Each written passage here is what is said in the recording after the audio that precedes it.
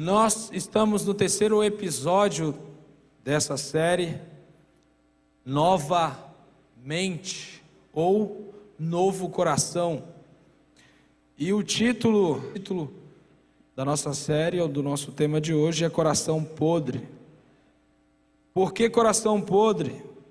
Quem aqui já viu alguma coisa começar a ficar podre dentro de casa, tipo uma fruta? Você normalmente deixa aquela fruta ficar ali na sua geladeira? Não, né? Você sabe que de alguma maneira pode estragar as demais coisas. Mas eu desde agora quero te convidar a abrir no livro de Romanos, tá?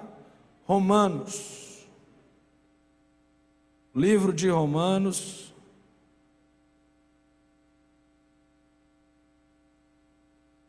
Romanos capítulo 3.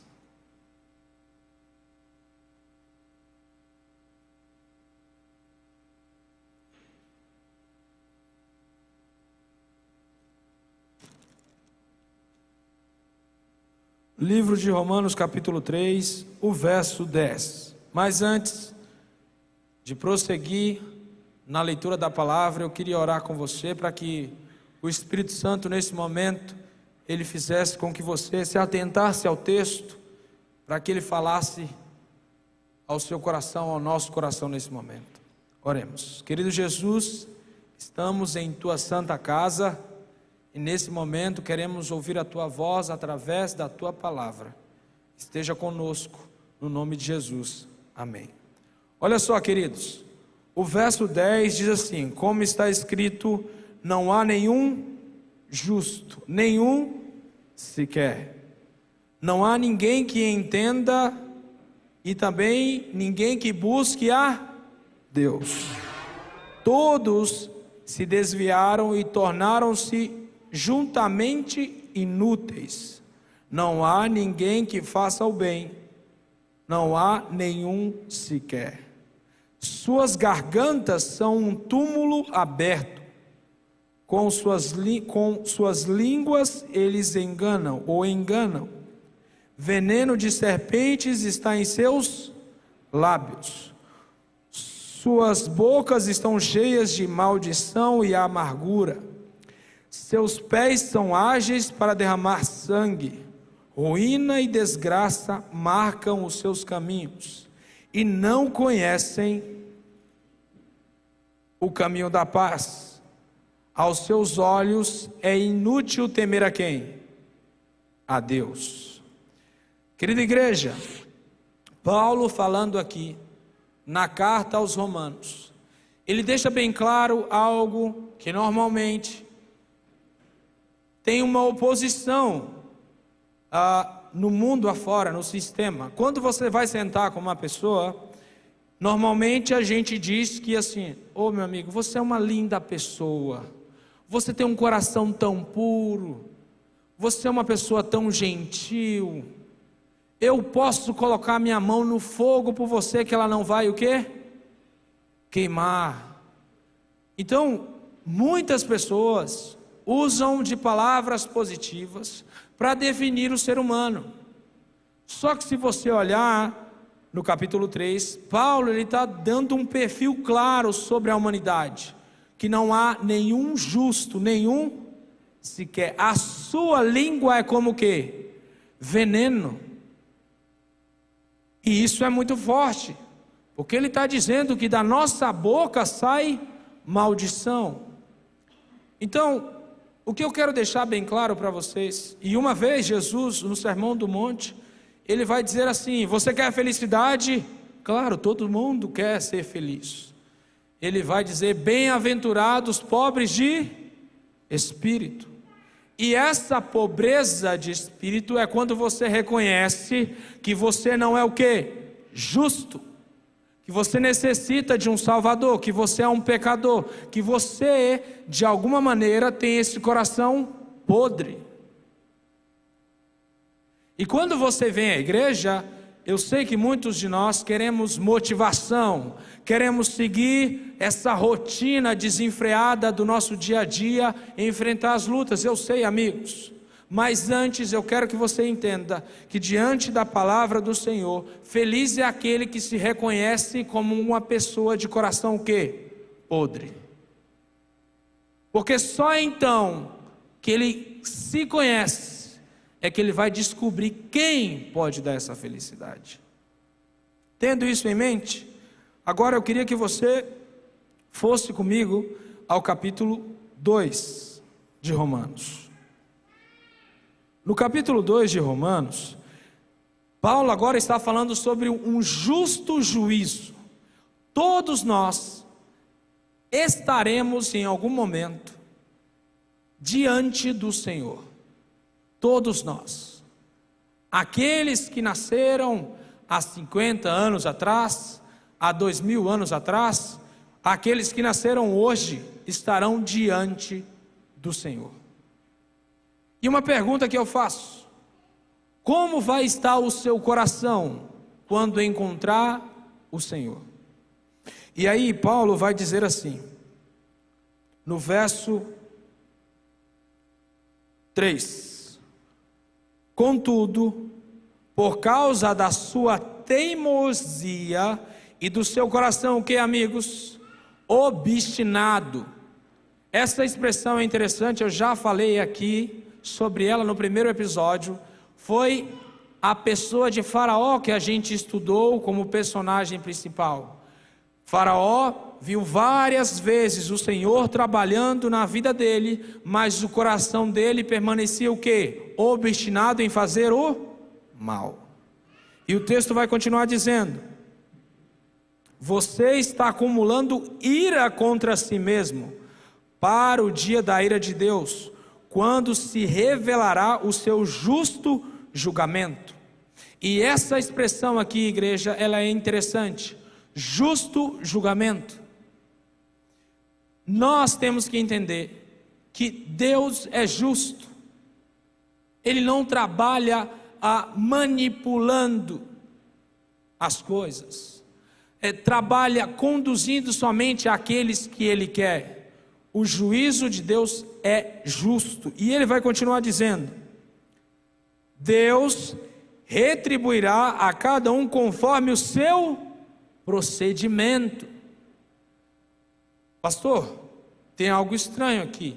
A salvação então depende de mim? Não, não é sobre isso que Paulo está falando. O proceder significa qual foi a sua atitude diante dos sinais, diante de todos os milagres, de todas as maneiras e principalmente do que Cristo fez por você na cruz. Qual foi o seu proceder? Como você andou do dia em diante que você conheceu a Cristo? É sobre isso. Como você está procedendo, andando, depois que conheceu a Cristo? E ele vai continuar dizendo: Ele dará vida eterna ao que estão, o que, amigos? Essa palavra é importante. Persistindo. O que é persistir? É saber que eu tenho que dar um passo de cada dia. Mas não é para qualquer lado. É para o lado, é para o alvo que eu tenho trabalhado e almejado, que é estar onde? E ele responde. Ele diz assim: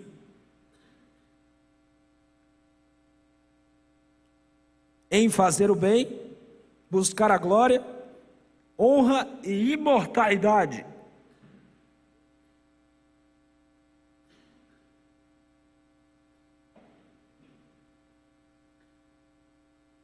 Desculpa, igreja.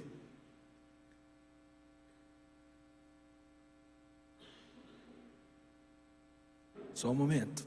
Minha voz está voltando.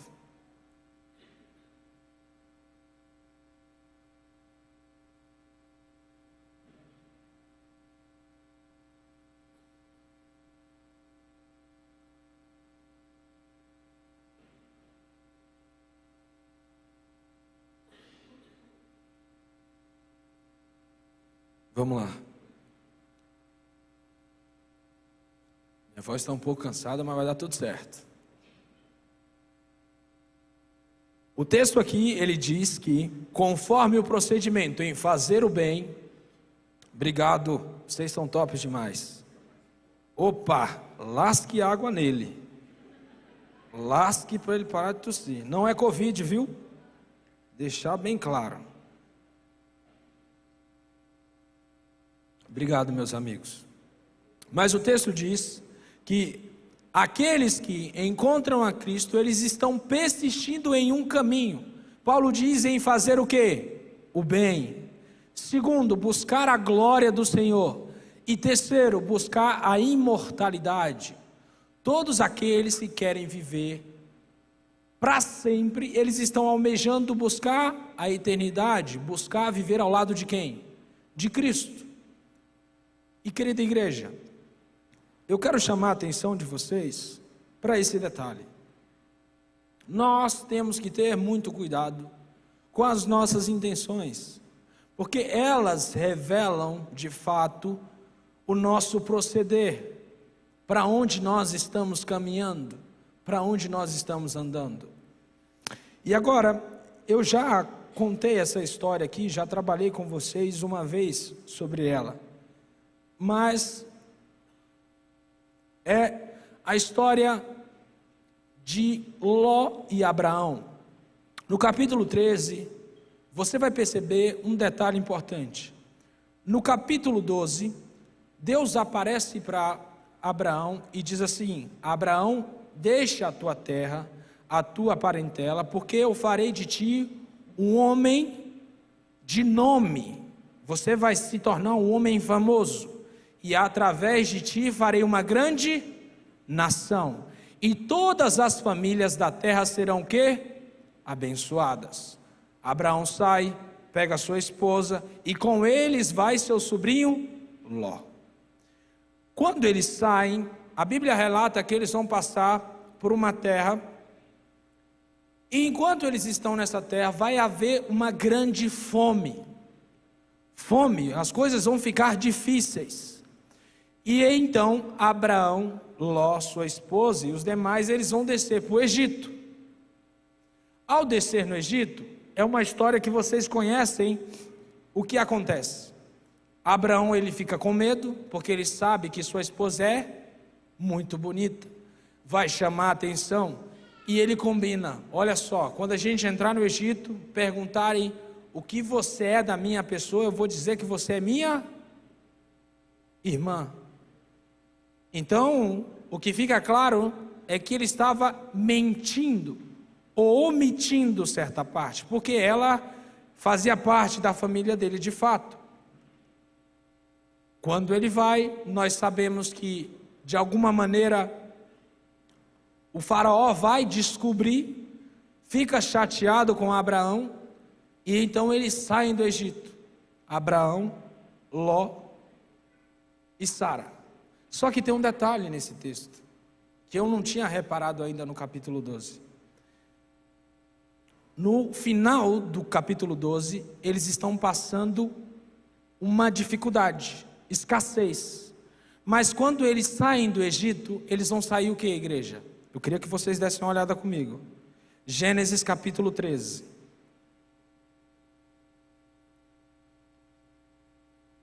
Gênesis capítulo 13, o verso 2. Abraão tinha o quê?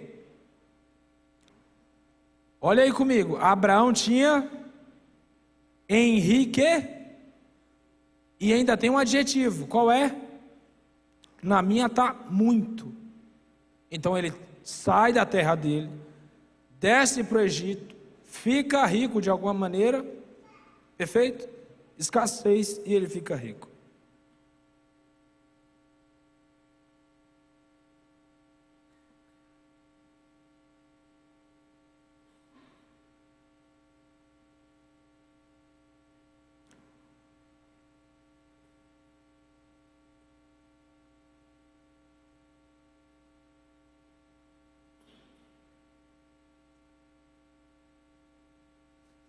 Então, a gente vai perceber que acontecem alguns atos aqui. O primeiro é que no capítulo do 13, do 8 ao 18, a gente vai ver que Abraão, por ter enriquecido, ele e seu sobrinho Ló, eles vão chegar a uma conclusão: eles precisam se separar, porque como eles tinham enriquecido, estava havendo um desentendimento entre Abraão, e não entre Abraão e Ló, mas entre os seus empregados. E aí eles sentam e vão conversar: olha só, você vai seguir um caminho e eu vou seguir outro. Só que tem um ato interessante na decisão de Ló. Ele vai tomar uma decisão pautada pelo que ele acredita ser interessante, ok? E ele vai para uma região chamada Sodoma, próximo de Sodoma. E Sodoma era uma cidade boa, era uma cidade onde tinha muita riqueza. E ele vai nessa direção. No entanto, Abraão vai tomar uma decisão em oposição, ou de maneira diferente à de Ló. Abraão, ele ouve a Deus, e quando ele ouve a Deus, ele diz assim: Abraão, a direção que você tomar, eu vou te abençoar. Existe uma diferença na tomada de decisão dos dois. Abraão toma uma decisão pautada pela voz de quem? Enquanto Ló toma uma decisão pautada naquilo que ele acredita, na sua natureza. E aí você vai ver aqui alguns atos. A primeira coisa que acontece com Ló é que ele vai armar tendas próximo de Sodoma. Se você olhar aqui, é a primeira coisa que ele faz. Ele está próximo. E normalmente, quando a gente vai pecar, fazer qualquer coisa que desagrade ao Senhor, a gente nunca começa do nada. É sempre paquerando, se aproximando. O segundo ato que você vai perceber é que Sodoma vai ser tomada por alguns reinos. Quando você olha no capítulo 18, Ló e sua família, eles serão tomados também, serão presos. E o interessante é que quando você lê o capítulo 19, Abraão vai com 318 homens e ele resgata Ló e sua família. Isso é interessante, igreja, porque um homem com 318 homens, para vencer mais de 3 exércitos, era o quê? Quase que impossível. Mas Abraão consegue resgatar Ló e sua família. Mais uma vez, a gente consegue evidenciar como Deus está trabalhando na vida de Abraão, um homem que entrega a sua vida a ele. E o terceiro ato da vida de Ló é quando ele começa a desfrutar do pecado. Agora, depois que ele foi resgatado, você começa a perceber que ele está trabalhando ali na região. Se você olhar aqui a expressão, e vieram dois o que, gente? Anjos a Sodoma à tarde, estava Ló sentado na porta de Sodoma. Os comentaristas e alguns arqueólogos trabalham que quando um homem sentava na parte de fora, ele era um juiz daquela cidade. Então, supõe-se que Ló era o quê? Um juiz, era uma pessoa de autoridade agora. Porque, querendo ou não, ele ganhou uma certa notoriedade depois do resgate. Perfeito? Então, ele agora era um homem de renome em Sodoma. Não só ele, mas acredito que toda a sua família era bem conhecida. Só que, o que aparece aqui? O texto diz que aparecem 2 anjos. 2 anjos. E esses anjos, eles não vão simplesmente dar um passeio. Decidi dar uma volta, vou na casa de Ló. Não, eles têm um objetivo. Se você ler todo o relato de Gênesis, e não dá tempo, e eu também não estou com muita voz para conseguir aqui falar, mas resumindo, a ideia era que nesse momento estava acontecendo um juízo. E eu li para vocês agora, no capítulo 2 de Romanos, que todos nós estaremos diante do Senhor. A mesma coisa já aconteceu no passado com Ló e com sua esposa e seus familiares. Ele estava diante de um juízo. E o interessante é que esses dois anjos vão até Sodoma com um objetivo. Com um só objetivo. E eu quero que vocês leiam comigo Gênesis capítulo 19, verso 15. Diz assim: ao amanhecer, apertaram os anjos com Ló, dizendo: levanta-te, toma tua mulher e as tuas duas filhas, que aqui se encontram, para que não pereçam no castigo da cidade. Perceba que aqui já tem um castigo. Mas que castigo é esse?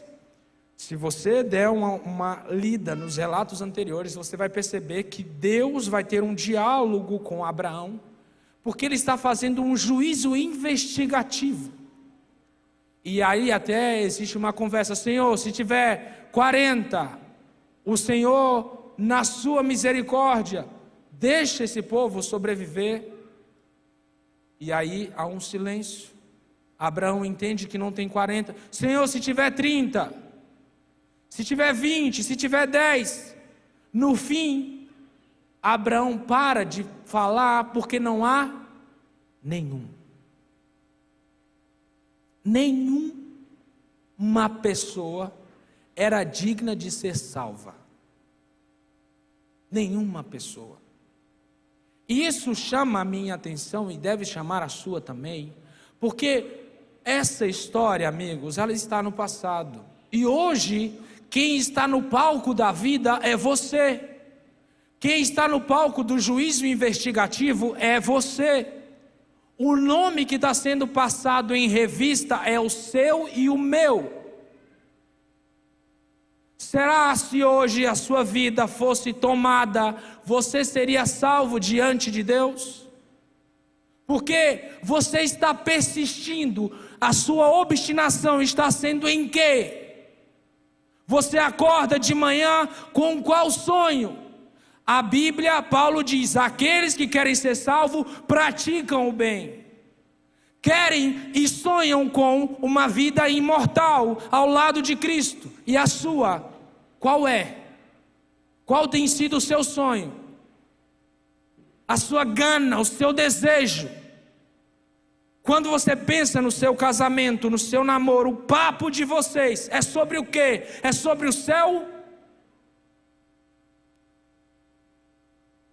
Amigos, esse é o ponto dessa história. Juízo. E o que eu acho interessante é como o final dessa história revela o coração dessa família, dessa mulher e do próprio Ló. O texto vai continuar dizendo: como porém se demorasse, pegaram os homens pela mão, a ele e sua mulher. Olha essa expressão, o que eles fazem? Eles pegam. Por quê? Eles continuam persistindo e obstinados em permanecer onde? Em Sodoma. E vai continuar dizendo: sua mulher, as duas filhas, sendo-lhe o Senhor o que, igreja? Misericordioso. E o tiraram e o puseram fora da cidade. E aqui eu coloco uma definição para tentar esclarecer.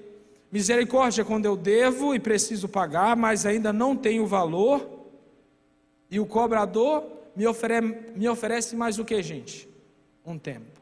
Então a ideia é que Ló, sua família, seus filhos, seus parentes, nenhum deles tinha a oportunidade de ser o que, Antônio? Salvo, amigo. Mas mesmo assim, pela intercessão de Abraão, Deus cedeu a eles o que? Tempo. No entanto, a gente sabe que Sodoma e Gomorra e as demais cidades que existiam ao redor, elas são o quê? Destruídas com fogo e enxofre.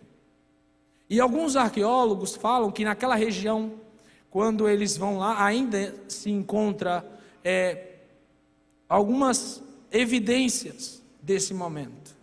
E eu estava ouvindo uma menina que trabalha bastante com isso, com evidências bíblicas, né? E ela vai até o lugar e ela diz que era impossível haver enxofre na região de Sodoma e Gomorra, porque não há vulcões naquele lugar.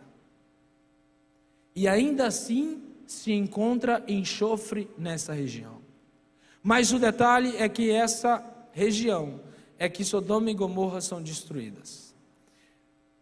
Só que há um detalhe muito importante. Quando eles estão saindo, a mulher, as filhas e o esposo, é uma famosa e célebre ação dessa mulher. O anjo diz que eles não deveriam olhar para onde? Para trás. Alguns dizem que isso é o quê? Mito. Isso nunca aconteceu. Mas nós cremos que isso aconteceu literalmente. A mulher de Ló, ela olha para trás e ela se transforma em uma estátua de sal. Essa história, ela revela exatamente como era obstinado o coração da mulher de Ló pelas coisas desse mundo. E o que eu quero dizer para vocês, amigos, como a gente identifica se o nosso coração está podre? Como a gente pode identificar? E eu gosto muito desse texto de 1 João capítulo 2, verso 15. Ele diz: não amem o mundo nem as coisas que nele. Se alguém ama o mundo, o amor do Pai não está nele. Só pare, se pergunte, tome consciência. Não leve esse culto como mais um culto, mas responda: será se o meu coração está podre? Será se eu tenho amado mais as coisas desse mundo como a mulher de Ló? Será se eu tenho agido mais pelas coisas desse mundo como como Ló agiu pela sua carne? Mas a pergunta que fica: onde está o amor do Pai? O amor do Pai, num texto clássico, porque Deus fez o que, igreja? Não, eu quero ver com mais força. Porque Deus... Não, eu estou sem voz, me ajuda aí. Porque Deus... Exato, que deu o seu Filho unigênito para todo aquele que nele crê, não pereça. Então a sua vida, ela ganha novidade quando você entende que o amor de Deus se encontra numa Ferrari. É isso? Num apartamento, numa menina que Deus te dá, num rapaz. Não é nisso. O amor de Deus se encontra em Jesus, é nele.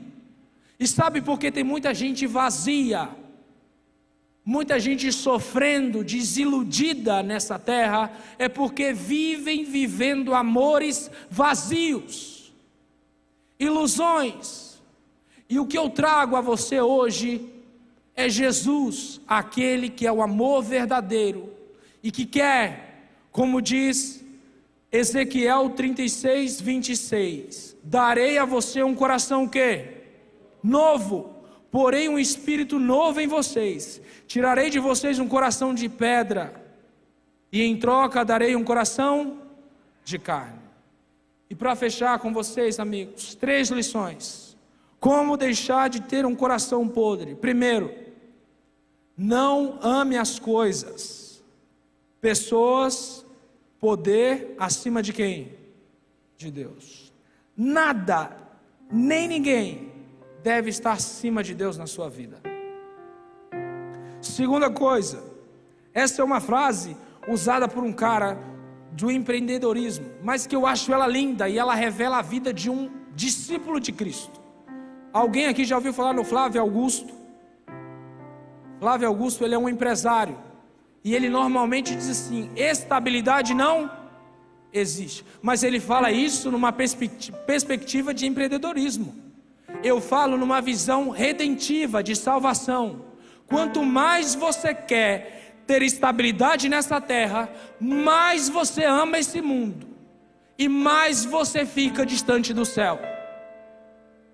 Amigos, entendam isso e vivam assim. Eu estou nesse mundo, mas não pertenço a esse mundo.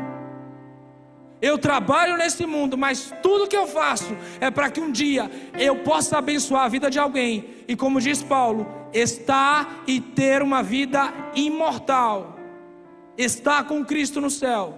Se isso não for o seu sonho, tem um problema com você. O seu coração pode estar podre. Você, infelizmente, de maneira aplicativa, pode ter um final como a mulher de Ló. Terceira lição, essa expressão aqui.